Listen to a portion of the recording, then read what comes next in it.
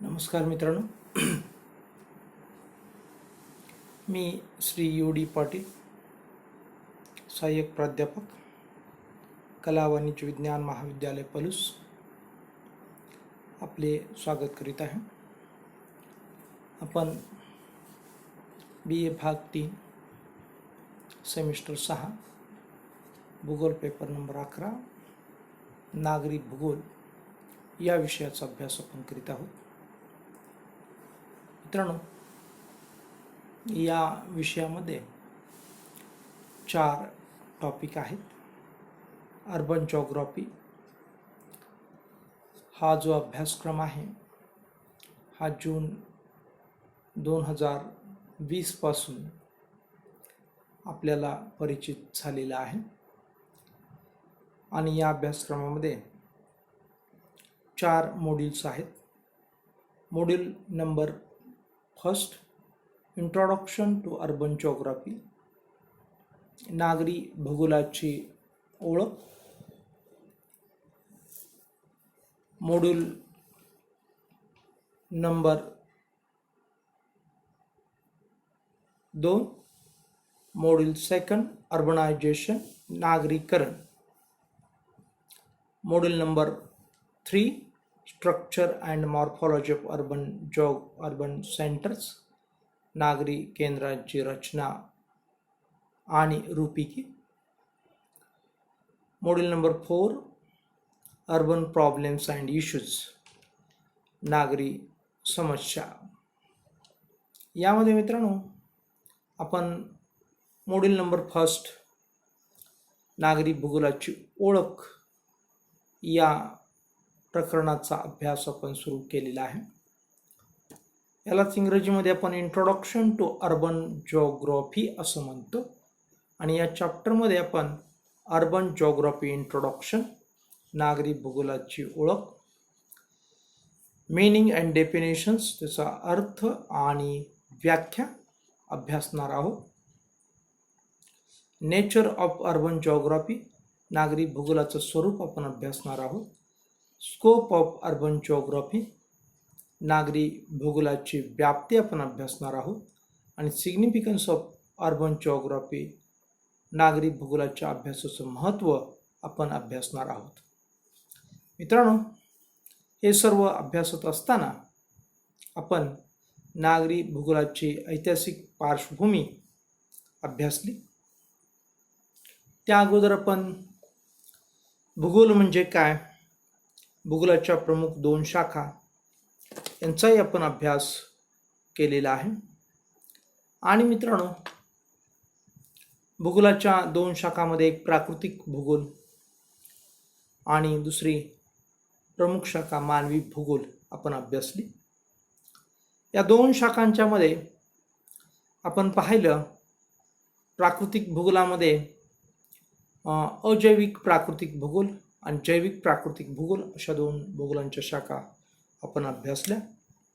मानवी भूगोलामध्ये सामाजिक भूगोल आणि आर्थिक भूगोल अशा 2 शाखा आपण अभ्यासल्या. आणि सामाजिक भूगोलामध्ये आपण पाहिले की वसाहती भूगोल नावाची एक शाखा आपण अभ्यासली. आणि त्या शाखेच्या 2 उपशाखा की ज्याच्यामध्ये आपण ग्रामीण भूगोल आणि नागरी भूगोल अशा 2 उपशाखा आपण अभ्यासल्या. त्यापैकी आपण नागरी भूगोलाचा आपण अभ्यास करीत आहोत. आणि मग या नागरी भूगोलाची ऐतिहासिक पार्श्वभूमी आपण मित्रांनो अभ्यासली. यामध्ये अलीकडच्या काळामध्येच या नागरी भूगोलाचा अभ्यास सुरू झालेला आहे. विशेषतः 2ऱ्या महायुद्धानंतर मानवी भूगोलाच्या अभ्यासाला आणि किंबहुना नागरी भूगोलाच्या अभ्यासाला गती प्राप्त झाली. या सर्व गोष्टींचा आपण उहापोह किंवा चर्चा पाठीमागच्या क्लासमध्ये केलेली आहे. आणि मित्रांनो, आपण हेही अभ्यासलं की 2ऱ्या महायुद्धानंतर विशेषतः औद्योगिक क्रांतीनंतर आपण म्हणूया की अनेक उद्योगांना गती चालना मिळाली आणि त्या उद्योगांच्यामुळे मोठ्या प्रमाणात आर्थिक प्रगती झाली आणि त्याबरोबर शहरांच्या विकासाला गती प्राप्त झालेली आपल्याला पाहायला मिळाली. आणि या शहरांच्या गतीमुळं या शहरांना आपण पाहिलं की खूप मोठ्या प्रमाणात सोयीसुविधा उपलब्ध झाल्या आणि या सर्व सोयीसुविधांच्या सोबतच अनेक असणाऱ्या समस्याही त्या ठिकाणी निर्माण झालेल्या आहेत आणि या सर्व समस्यांचा अभ्यास आपण नागरी भूगोलाच्या अभ्यासामध्ये करीत आहोत आणि या सर्व अभ्यासामुळेच नागरी भूगोल हे अत्यंत गतिमान शास्त्र बनलेलं आहे। अशा प्रकारे आपण नागरी भूगोलाची ऐतिहासिक पार्श्वभूमी आपण अभ्यासली। त्यानंतर आपण वेगवेगळ्या विषयामध्ये जशा परिभाषा असतात तसंच नागरी ठिकाणांच्या सुद्धा काही परिभाषा आहेत, त्या 6 प्रकारच्या आहेत। त्याच्यामध्ये ग्राम, नगर, नगर, शहर, महानगर, महामहानगर, नागरी प्रदेश अशा या 6 परिभाषांची ओळख, त्यांच्या असणाऱ्या कसोट्या, या सर्व गोष्टींची चर्चा आपण यामध्ये केलेली आहे। यामध्ये अनेक वेगवेगळे निकष आपण अभ्यासले। त्याच्यामधले प्रमुख निकष होता लोकसंख्या आणि विशेष असं वैशिष्ट्य खास होतं की लोकसंख्येच्या संदर्भात या परिभाषेमध्ये एक वाक्यता नव्हती, हे सुद्धा आपल्या लक्षात आलेलं आहे। आणि मित्रांनो, यानंतर आपण नागरी वस्त्यांची वैशिष्ट्ये अभ्यासायला सुरुवात केली आणि यामध्ये आपण पाहिलं की विभिन्न समुदायाची केंद्र जे आहेत, हे एक वैशिष्ट्य पहिलं आपण पाहिलं की शहरांच्या मध्ये विविध जातीचे, विविध धर्माचे, विविध पंथांचे लोक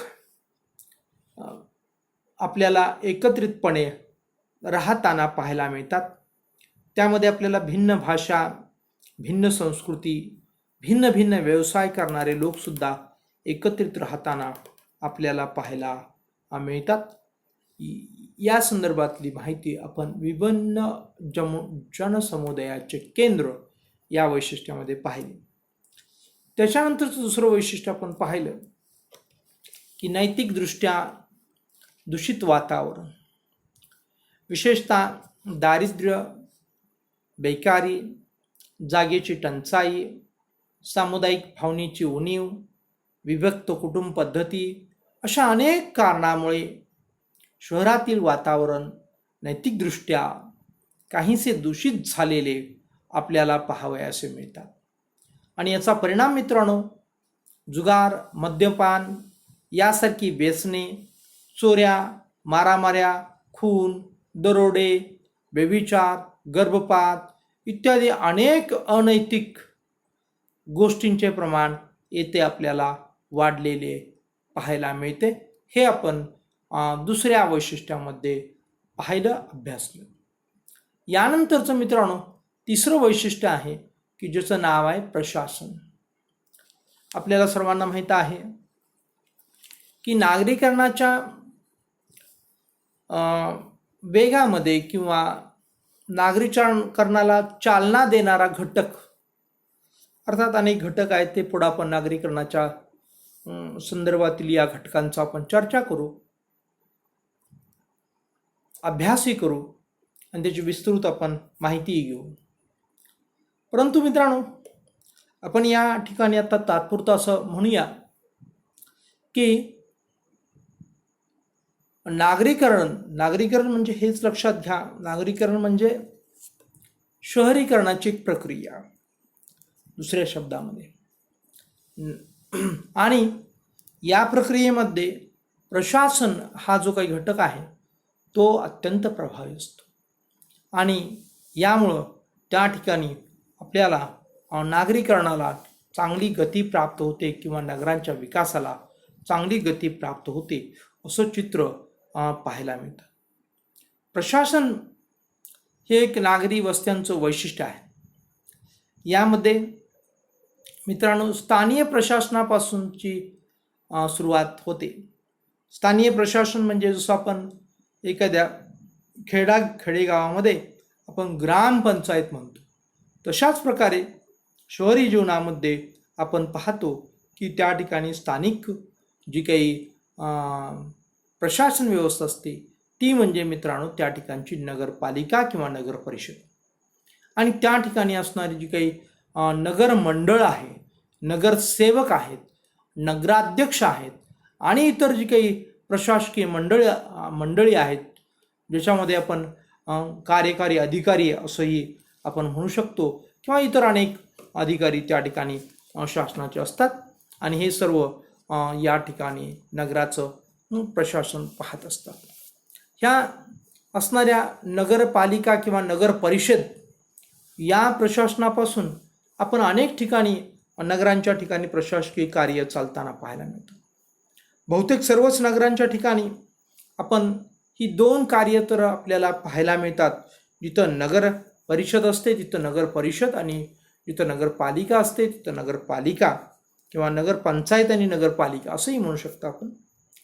अशा प्रकारची स्थानिक प्रशासनासोबत काही शहरांच्या मध्ये मित्रांनो इतरही काही प्रशासकीय केंद्र त्या ठिकाणी असतात. जसं तालुक्याचं केंद्र असं आपलं गाव जे आहे, या गावामध्ये आपण बघतो की हे पलूस तालुक्याचं प्रशासकीय केंद्र आहे आणि मग या ठिकाणी पलूस तालुक्याचं प्रशासकीय केंद्र म्हणून अनेक कार्यालय या ठिकाणी असतात. हे सुद्धा नागरी व्यवस्थेची वैशिष्ट्य असतात. मग त्याच्यामध्ये पंचायत समिती असेल किंवा तहसीलदार कार्यालय असेल, पोलीस स्टेशन असेल, आपल्या पोलीसमध्ये तर आणखीन इतरही पंचायत समितीची काही कार्यालय आपल्याला पाहायला मिळतात. त्याचसोबत आपल्याला या ठिकाणी न्यायालयीन कामकाज करण्यासाठी न्यायालयसुद्धा आहेत.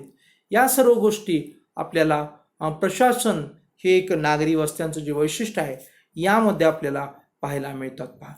आणि त्याचबरोबर मित्रांनो इतरही काही गोष्टी असतात की त्यांचीही काही प्रशासनं छोटी मोठी या ठिकाणी आपल्याला पाहायला मिळतात. जसं की बँका असतील किंवा इतरही काही गोष्टी असतील, त्यांचेही काही कार्यालय असतील, त्यांचंही काही प्रशासन असेल. अशा प्रशासकीय सेवा हे सुद्धा नागरी वस्त्यांचं मित्रांनो वैशिष्ट्य असतं असं या ठिकाणी आपल्याला म्हणता येतं. याच्यानंतर जी काही वैशिष्ट्य आहे त्या वैशिष्ट्याचं नाव आहे आर्थिक विषमता. शहरात राहणाऱ्या लोकांमध्ये मोठ्या प्रमाणात आर्थिक विषमता दिसून येते. एका बाजूला मोठमोठे व्यापारी व उद्योगपती उंच उंच आलिशान इमारतीत राहतात, तर दुसऱ्या बाजूला गरीब लोक झोपडपट्ट्यामध्ये राहतात. त्यापैकी अनेक लोक उपाशी आणि अर्धपोटी असतात. त्यामुळे शहरात आर्थिक जीवनात फार मोठी दरी, शहरात आणि झोपडपट्ट्यामध्ये जी काही आर्थिक जीवनामध्ये जी काही दरी आहे ही खूप मोठ्या प्रमाणात आहे किंवा खूप आपल्याला विषमता या ठिकाणी पाहायला मिळते. मित्रांनो अलीकडच्या काळामध्ये तर शहरात मध्यमवर्गीय हा घटक हळूहळू नष्टच होत चाललेला आहे असंही शहरांच्या संदर्भात या आर्थिक विषमतेच्या संदर्भात आपल्याला वैशिष्ट्य सांगता येतं. महत्त्वपूर्ण गोष्ट म्हणजे आपण शहरामध्ये या ठिकाणी आता आपण चर्चा केल्याप्रमाणे की खूप मोठी विषमता आहे आणि ही वास्तव आहे. शहरामध्ये असंही काही शहराचं चित्र आहे की काही मुठभर लोक जे आहेत हे मुठभर लोक अत्यंत श्रीमंत आहेत आणि भरपूर लोक त्या ठिकाणी गरीब आहेत आणि ते चाळीतून आणि झोपडपट्टीतून राहताना आपल्याला चित्र पाहायला मिळतं पहा. ह्या अशा प्रकारची विषमता जी आहे या विषमतेमुळं बऱ्याच काही समस्या निर्माण झालेल्या आपल्याला पाहायला मिळतात. या विषमतेमध्ये विशेषतः व्यापारी लोक किंवा उद्योगपती सर्व जनसामान्यांची पिळवणूक करत असतात आणि त्यांच्या श्रमाचा योग्य मोबदला देत नसतात. त्याचबरोबर पहा त्यांच्यावरती जास्तीत जास्त त्यांची गरीब लोकांची किंवा मध्यमवर्गीयांची पिळवणूक करतात आणि त्यामुळं त्या ठिकाणी आर्थिक विषमता या ठिकाणी निर्माण झालेली पाहायला मिळते. आणि या ठिकाणी जे काही या जनतेला किंवा या नोकरवर्गाला किंवा या श्रमिक वर्गाला द्यावयाचा मोबदला या संदर्भात शासनाचे जे काही निर्बंध आहेत ते या निर्बंधाचे पालन व्यवस्थितरित्या केलं जात नाही असंही चित्र या ठिकाणी पाहायला मिळतं. त्यामुळं आर्थिक विषमता आपल्याला मोठ्या प्रमाणात पाहायला मिळते आणि शासनही याकडं मोठ्या प्रमाणात दुर्लक्ष करीत आहे असं चित्र पाहायला मिळतं. कारण जेव्हा शासनाच्या असणाऱ्या जे काही निवडणुका येतात तेव्हा शासनाला जो काही शासनाला म्हणण्यापेक्षा विविध राजकीय पक्षांना मिळणारे जे काही फंड्स आहेत, हे फंड्स या व्यापारी आणि उद्योगपतींच्याकडून मिळत असतात. आणि त्यामुळं उद्योगपती आणि व्यापारी जे काही जनसामान्यांच्या वरती अन्याय करतात, रोजगारांच्या वरती अन्याय करतात, श्रमिक वर्गावरती अन्याय करतात, त्याकडं हे शासन सोयीस्करित्या डोळेझाकपणा करते. आणि त्यामुळं आर्थिक विषमता दिवसेदिवस वाढत चाललेली आहे आणि ही दरी मोठी होत चाललेली आपल्याला पाहायला मिळते. त्याच्यानंतरचं जे काही वैशिष्ट्य आहे ते उत्तेजक वातावरण. शहरात आपण जर पाहिलं तर राजकारण, अनेक उत्तेजक गोष्टी असतात. त्याच्यामध्ये एक आहे गोष्ट राजकारण. राजकारणाच्या संदर्भात आपण बघतो की एखाद्या नेत्याची राजकीय सभा असेल किंवा एखाद्या नेत्याचे राजकीय आपण मिरवणुका असतील किंवा धरणं आंदोलन असेल किंवा मोर्चे असतील किंवा एखाद्या राजकीय नेत्यांचं असणारं जे काही जन्म उत्सव असेल, अशा अनेक गोष्टी असतात की ज्या राजकारणी लोकांशी संबंधित असतात. आणि तेव्हा शहरामध्ये अत्यंत उत्तेजक वातावरण बनतं. सर्व युवा पिढी विशेषतः अत्यंत उत्तेजक बनते आणि शहरामध्ये जी काही शांतता आहे ती मित्रांनो हरवून गेलेली आपल्याला पाहायला मिळते. आणि मग हे युवा पिढी संपूर्ण शहर डोक्यावरती घेऊन नाचतात, मिरवणुका काढतात. अनेक गोष्टी ज्या ॲक्टिव्हिटीज असतात त्या ॲक्टिव्हिटीजना अनुसरून, म्हणजे राजकीय घडामोडी असतात त्या घडामोडींना अनुसरून या युवा मंडळींचं किंवा या कार्यकर्त्या लोकांचं, आपण म्हणूया कार्यकर्ते लोकांचं काय चाललेलं असतं, प्रतिसाद चालू असतो आणि त्याच्यामध्ये अत्यंत उत्तेजक वातावरण निर्माण होतं. अशाच प्रकारे करमणुकीचे जे काही कार्यक्रम असतात त्या करमणुकीच्या कार्यक्रम किंवा मनोरंजनाच्या कार्यक्रमाच्या निमित्तानं सुद्धा आपण थिएटर किंवा आपण बघतो सांस्कृतिक जे काही कार्यक्रम असतात, जसे ऑर्केस्ट्रा आहे किंवा लोकनाट्य आहे किंवा आपण बघतो की अनेक जसं लावणीचा कार्यक्रम असेल, अनेक असे सांस्कृतिक कार्यक्रम आहेत, नाटकं आहेत किंवा चित्रपट आहेत. या सर्व ठिकाणी सुद्धा अत्यंत उत्तेजक वातावरण असलेलं आपल्याला पाहायला मिळतं. याशिवाय मित्रांनो खेळ जे असतात ते खेळसुद्धा अत्यंत उत्तेजकपणे त्या ठिकाणी भरवले जातात आणि त्या ठिकाणी खूप उत्सुकता आणि खूप उत्तेजकपणा आपल्याला त्या ठिकाणी पाहायला मिळतो. आणि अशा मग या सर्व घडामोडींच्यामुळं जे काही आपण आता चर्चा केली, मग त्याच्यामध्ये राजकारण असेल, करमणूक असेल, मनोरंजन असेल किंवा खेळ असेल, या सर्व गोष्टींच्यामुळं शहरातील वातावरण उत्तेजक बनतं.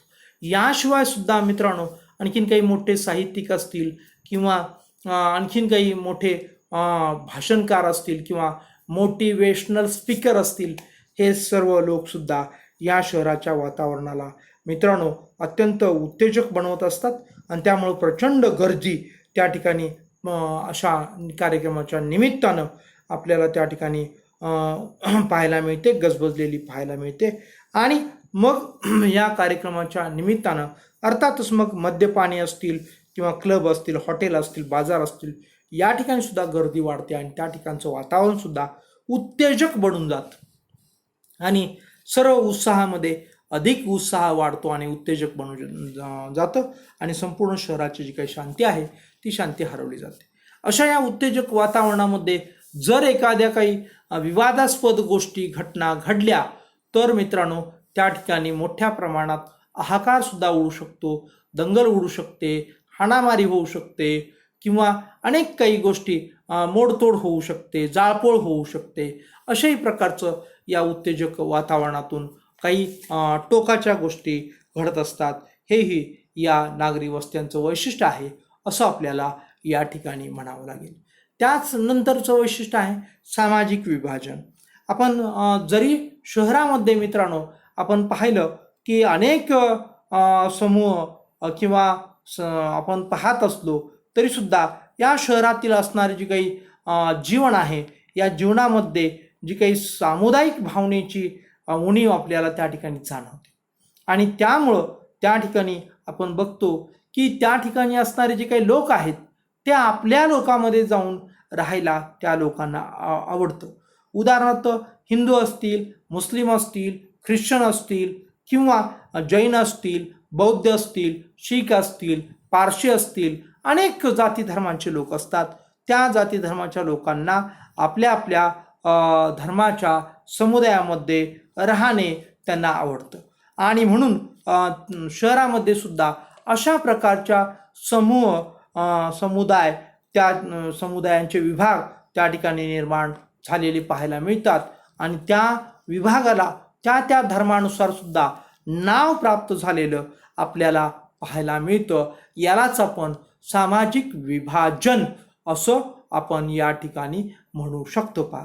आणि या सामाजिक विभाजनामध्ये काही अपवाद सोडले तर बऱ्यापैकी त्या त्या धर्माचे, समाजाचे जे काही नेते मंडळी आहेत ते नेते मंडळी दुसऱ्या धर्माचा द्वेष करायला शिकवतात, असंही चित्र अलीकडच्या काळामध्ये निर्माण झालेलं आपल्याला पाहायला मिळतं. आणि यातून काही जातीय दंगली जर आपल्याला पाहायला मिळतील तर आश्चर्य वाटायला नको. अशा प्रकारच्या घटना या सामाजिक विभाजनातून अलीकडच्या काळामध्ये घडत आहेत. ही दुर्दैवाची गोष्ट आहे. काही अपवाद पण आहेत. काही सामाजिक किंवा धार्मिक नेते हे निश्चितपणे दुसऱ्या धर्माचा किंवा दुसऱ्या समाजाचा द्वेष करायला शिकवत नाहीत, तर एकमेकांच्यावरती प्रेम करायला शिकवतात. हेही काही अपवादात्मक गोष्टी असतात, नाही असं नाही आहे. याही गोष्टींची आपण दखल घ्यायला या ठिकाणी हरकत नाही आहे. आणि मग सामाजिक विभाजनाच्या संदर्भात अशा प्रकारचं नागरी वस्त्यांच्यामध्ये वैशिष्ट्य आपल्याला पाहायला मिळतं. त्याच्यानंतर पहा, कृत्रिम व परावलंबी जीवन नगरामध्ये आपल्याला पाहायला मिळतं. विशेषतः शहरामध्ये आपण बघतो की मानवी जीवन हे अत्यंत साचेबद्ध असतं. सकाळी लवकर उठतात आणि काय करतात की आपण बघतो की कामाच्या दिशेनं ते धावायला लागतात आणि मग दिवसभर राब राब राब राब काम करून थकून जातात आणि सायंकाळ झाल्यानंतर पुन्हा आपल्या घराच्या दिशेनं ते पळत येतात आणि कसं तरी घासभर 2 घास खातात आणि काय करतात, झोपी जातात. आणि यामुळं त्यांचं जीवन संपूर्णपणे कृत्रिम बनलेलं पाहायला मिळतं. एकमेकांच्याविषयी जिव्हाळा, प्रेम किंवा एकमेकांप्रती असणार आपले कर्तव्याची भावना, या सर्व गोष्टी किंवा सामुदायिक कर्तव्य, या सर्व गोष्टींची उणीव त्यांच्या जीवनामध्ये निर्माण होते. त्यांच्या जीवनाला एक साचेबद्ध असा आकार प्राप्त होतो आणि ते घाण्याला जो काही बैल जुंपतात त्या बैलाप्रमाणे त्या समाजाची किंवा त्या शहरातील लोकांची एक अवस्था निर्माण झाली पाहायला मिळते. यालाच आपण कृत्रिम जीवन असं आपण म्हणू शकतो.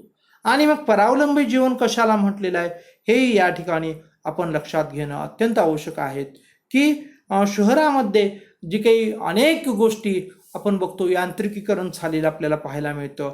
आणि विशेषतः आवश्यक असणाऱ्या सर्व गोष्टी शहरामध्ये, कृत्रिम आवश्यक असणाऱ्या सर्व गोष्टी शहरामध्ये निर्माण होत असल्या तरी जीवनावश्यक ज्या काही गोष्टी आहेत, मानवी जीवन जगण्यासाठी प्रत्यक्ष लागणाऱ्या गोष्टी, जसं काही अन्न असेल किंवा आपण बघतो भाजीपाला असेल, दूध असेल, फळफळावळ असेल, या सर्व गोष्टी असतात.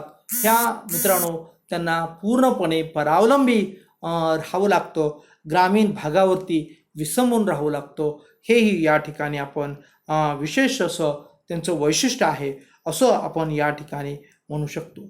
आणि त्यांचं जे काही जीवन, आता आपण जी काही चर्चा केली, कृत्रिम जीवन, साचेबद्ध जीवन, यामुळं त्यांचं जीवन एक यांत्रिकी पद्धतीनं चाललेलं असतं असंही म्हणता येईल. किंवा त्यांचं जीवन जास्तीत जास्तपणे यंत्रावरती विसंबून असलेलं आपल्याला पाहायला मिळतं. आणि हेही या ठिकाणी आपण दखल घेण्यासारखी अत्यंत महत्त्वपूर्ण असं कृत्रिम व परावलंबी जीवन हे वैशिष्ट्य आहे असं आपल्याला या ठिकाणी म्हणता येईल. यानंतर मित्रांनो आपण पाहतो की जी काही वैशिष्ट्य आहेत त्या वैशिष्ट्यामध्ये पुढचं वैशिष्ट्य आहे जागेचा अभाव. शहरामध्ये लोकसंख्या प्रचंड असते आणि शहरासंदर्भात मित्रांनो सर्वांना आकर्षण असतं.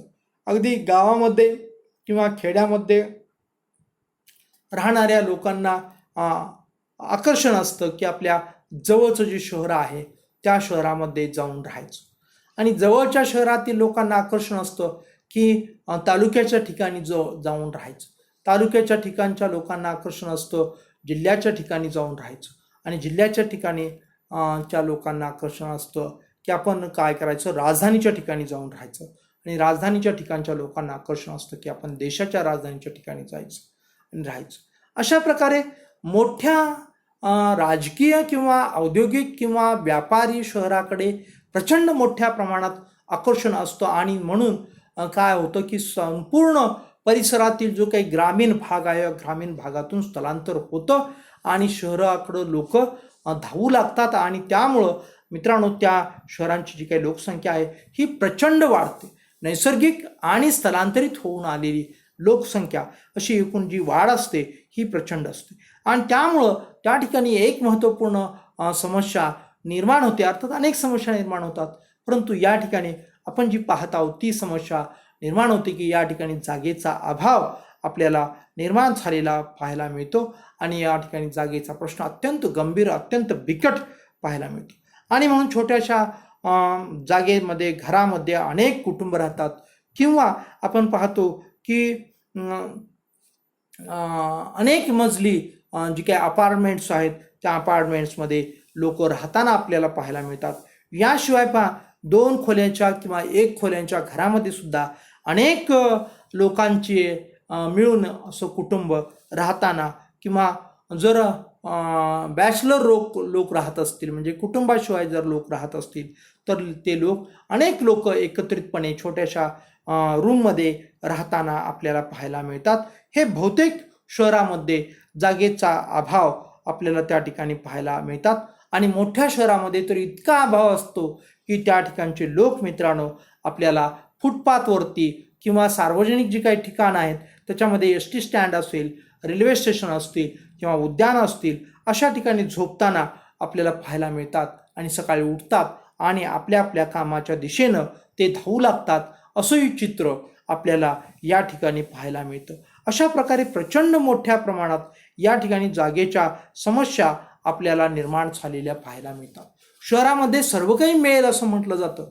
मोठ्या शहरामध्ये तुम्हाला काम मिळेल, तुम्हाला दाम मिळेल, तुम्हाला आणखीन काही मनोरंजनाची साधनं मिळतील, परंतु त्या ठिकाणी तुम्हाला कदाचित छोकरीसुद्धा मिळेल, म्हणजे तुम्हाला लग्न करायला पोरगीसुद्धा मिळेल, परंतु राहायला घर तुम्हाला मिळणार नाही आहे. अशी परिस्थिती शहरामध्ये निर्माण झालेली पाहायला मिळते, आणि म्हणून अनेक मोठ्या शहरामध्ये आपण बघतो की काम करणारा जो युवा वर्ग आहे तो शहरात आहे, आणि त्यांची फॅमिली जी आहे ते गावावरती आहे किंवा ग्रामीण भागात आहे, असं चित्र आपल्याला पाहायला मिळतं. या संदर्भात आपण जर उदाहरण पाहायचं झालं तर मुंबई या शहराचं उदाहरण आपल्याला देता येतं की मुंबई या शहरामध्ये आपण बघतो की काम करणाऱ्या लोकांची जी काही संख्या आहे ही संख्या मोठ्या प्रमाणात आहे. तर कोकणामध्ये जे लोक आहेत हे लोक त्या ठिकाणी आपण बघतो की म्हातारे लोक आणि जे काही लहान लोक आणि स्त्रियांचं प्रमाण कोकणामध्ये अधिक आहेत, आणि मग युवा आणि प्रौढ जी काही पुरुष मंडळी आहेत ही पुरुष मंडळी आपल्याला मुंबई या शहरामध्ये वास्तव्य करताना पाहायला मिळतात, कारण त्या ठिकाणी कुटुंब करून राहण्यासाठी मुंबई या शहरामध्ये जागेचा प्रचंड अभाव आहे. अशा मोठ्या शहरामधून जागेचा मोठा अभाव आहे, तर छोट्या शहरातून जागेचा अभाव हा आहेच आहे मित्रांनो. फक्त छोट्या शहरामध्ये ही तीव्रता कमी भासते, तर मोठ्या शहरामध्ये जागेच्या टंचाई संदर्भातील जी काही तीव्रता आहे ही भयावह असलेली आपल्या लक्षात आल्याशिवाय राहत नाही. ही एक महत्त्वपूर्ण वैशिष्ट्य आपण नागरी वस्त्यांच्या वैशिष्ट्यामध्ये जागेचा अभाव आपण पाहिलेला आहे. याच्यानंतरचं जे वैशिष्ट्य आहे मित्रांनो त्या वैशिष्ट्यामध्ये आपण पाहूया की व्यापार व उद्योगधंदे हे एक वैशिष्ट्य आहे. बहुतेक मोठी शहरं जी आहेत ही मोठी शहरं व्यापार व उद्योगधंद्यांची केंद्र बनलेली आपल्याला पाहायला मिळतात. काही भूगोलशास्त्रज्ञ औद्योगिकीकरण हे शहराच्या विकासाचे एक महत्त्वाचे कारण समजतात, आणि शहरात उद्योगधंद्याबरोबरच व्यापाराशी मित्रांनो महत्त्व असते. कारण शहरामध्ये जे काही उद्योगधंद्यामध्ये जे काही तयार होतं त्या तयार झालेल्या मालाला योग्य अशी दिशा प्राप्त करून देणं किंवा योग्य अशी बाजारपेठ मिळवून देणं हे व्यापारी लोकांचं काम असतं. मग त्या शहरामध्ये असणारी बाजारपेठ असू दे किंवा दूरची बाजारपेठ असू दे, ही व्यापारी मंडळी त्या ठिकाणी या मालाला काय करून देते की वाट करून देते किंवा या मालाला जागा करून देते आणि मग हा माल बाजारपेठेमध्ये, मग ती स्थानिक बाजारपेठ असू दे किंवा आपल्या देशातील मोठी बाजारपेठ असू दे किंवा आंतरराष्ट्रीय बाजारपेठ असू दे, या बाजारपेठेमध्ये हा माल पोचवण्याचं काम हे व्यापार माध्यमातून होत असतं आणि ही व्यापारी मंडळी करत असतात. म्हणजे उद्योगधंदे आणि व्यापार हे एकमेकांना पूरक आहेत आणि उद्योगधंदे जिथं आहेत तिथं व्यापार आहे आणि व्यापार आहे तिथं उद्योगधंदे आहे असंही आपल्याला निश्चितपणे म्हणता येतं. आणि मग या गोष्टी आपल्याला शहराच्या विकासासाठी अत्यंत महत्त्वपूर्ण आहेत. शहरांचा विकास हा व्यापारावरती आणि त्या ठिकाणी असणाऱ्या उद्योगधंद्यावरती आपल्याला झालेला पाहायला मिळतो. हे सुद्धा एक अत्यंत महत्त्वपूर्ण असं वैशिष्ट्य आहे असं आपण म्हणू शकतो. शहरांच्या विकासामध्ये अनेक घटक जे कारणीभूत असतात, त्या अनेक घटक कारणीभूत असणाऱ्या घटकामध्ये हा सुद्धा जो घटक आहे व्यापार व उद्योगधंदे अत्यंत महत्त्वाचा आहे असं म्हटलं तर या ठिकाणी चुकीचं ठरणार नाही असंही आपण या व्यापार व उद्योगधंदे या संदर्भात आपण म्हणू शकतो. मित्रांनो, आपली वेळ या ठिकाणी आता संपते, तेव्हा नागरी वस्त्यांची जी काही राहिलेली वैशिष्ट्ये आहेत, उदाहरणार्थ शिक्षण किंवा आरोग्य, ही जी काही वैशिष्ट्ये आहेत ही वैशिष्ट्ये आपण पुढील तासाला पाहणार आहोत. आपण या ठिकाणी थांबूया. धन्यवाद.